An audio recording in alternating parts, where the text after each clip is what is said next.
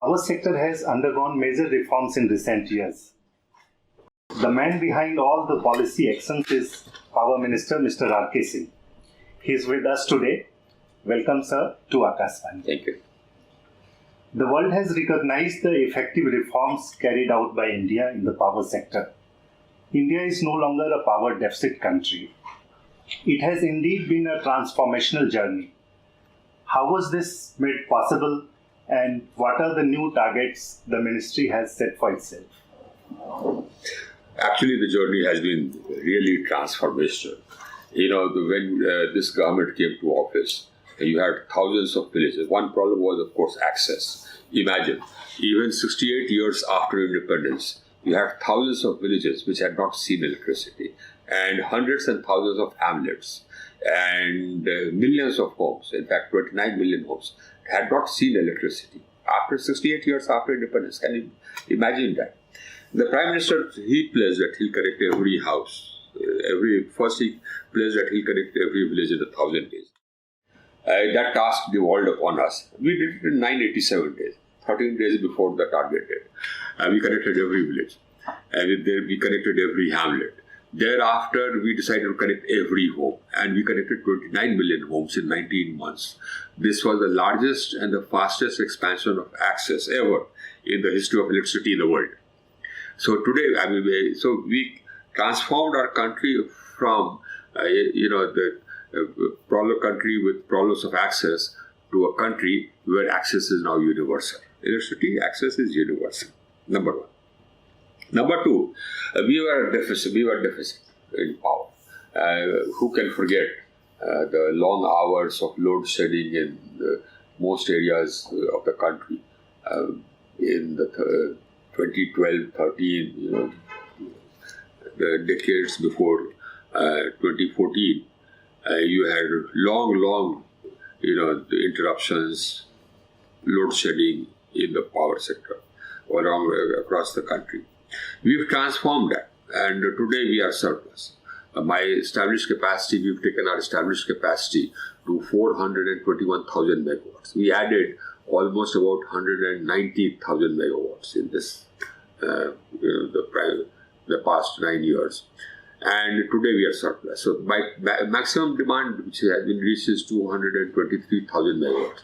My established capacity is 421,000 megawatts.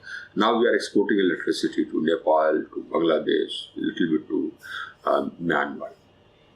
That's how we have transformed it. We've connected the whole country to one grid so that we can transfer power, whatever power is required to any corner of the country, we can transfer that. The transfer capacity has been increased to 120,000 megawatts now. We constructed almost 190,000 circuit kilometers of transmission lines, and it is one grid, integrated grid, running on one frequency with one national control center. This is the largest integrated grid in the world, and this has many modern features. It has some of the latest design transmission lines, 800 kV HVDC, etc., which is the cutting edge in the world.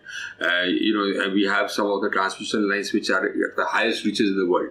The transmission line to Leh Ladakh is the highest reach in the world. We've taken transmission lines there, right up to the borders of Myanmar, everywhere. So then we strengthened the distribution systems. We spent almost over 210,000 crores on the Dindal Gram IPDS and Subhagya. And we constructed 2,980 substations. We upgraded almost about 4,000 substations. We added 8.5 lakh circuit kilometers of HT lines and LT lines, 725,000 transformers. So this is what we did.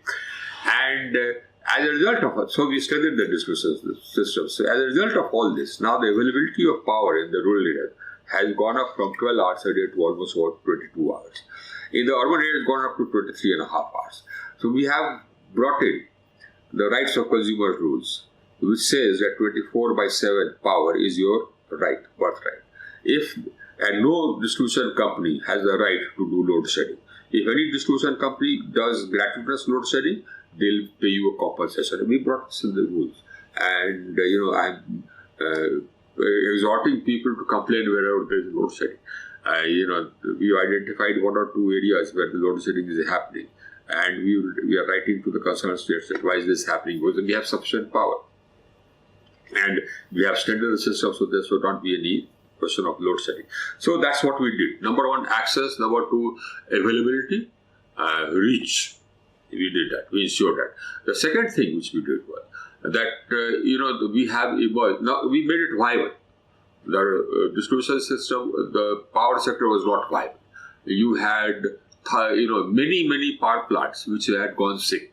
Why? Because they had not been paid, and the outstanding dues of generation companies on district was almost about 135,000 crores. That has been brought down to almost about 68,000 crores. We have halved it. The current payments are up to date. Now the power has suddenly become viable, and the shares of all the power companies have gone up. So that's the transformation we've done. We've put it, and this happened because we put in place a rule-based system, whereby we've made rules which prescribe timely payment of subsidy, which prescribe that the tariff will be fixed on a timely basis, that the tariff will be cost reflective, etc. We've done all that. So that's why we made it. That's how we made it viable. We have emerged as the fastest country in undertaking energy transition. Because of climate action, because of the worries about global warming. So energy transition is now something which is imperative around the world, and every country is carrying out energy transition. We have emerged as a leader in that, because our rate of growth of renewable energy capacity is one of the fastest in the world. Right, sir. So Centre has taken many measures to persuade and encourage states to improve the financial health of DISCOMs. Are you satisfied with the progress made? Absolutely. In fact, it's it is encouragement accompanied by rules. So encouragement is one thing, but we've now made it mandatory that number one, you must pay if you have announced subsidy, you must pay the money for that on time. We made it compulsory, otherwise there will be penalties. So similarly, we've said that the tariff must be updated regularly, otherwise you will not get any assistance from any of our schemes. You will not get any loan from PFC or REC. So we made it all conditional.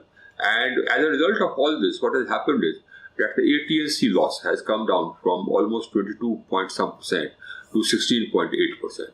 We've reduced the AT&C loss by 6%. We have reduced the ACS ARR gap.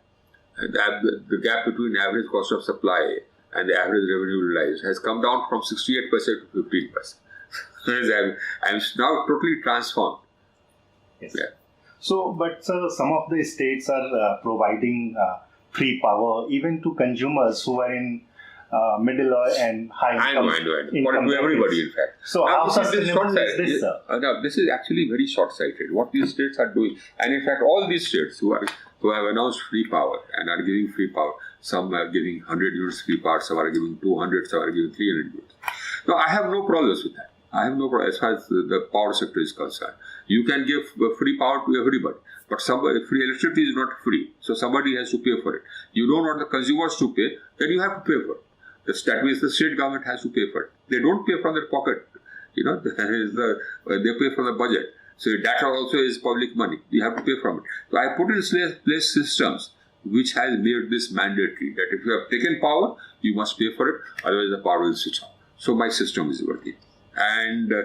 But the problem is, not in my sector, but the problem is financial for the states. All these, I've got a study done. All these states who have announced freebies, free electricity, 100 units, 200, 300, including Delhi, which used to be so cash rich, which had such huge revenues, including Delhi. They are all borrowing money to give free subsidy. Imagine. So they are actually burdening the future generations. Whatever loans they are taking, that has to be repaid. So it will be the future generations will have to repay it. Now they have created liabilities by borrowing, so the future generations will not have any money to construct roads or maintain hospitals, maintain schools. So all these people are irresponsible. That's my study. Yes, sir. And so power tariff for commercial use remains high Actually, in the country. the problem is with the cross subsidy.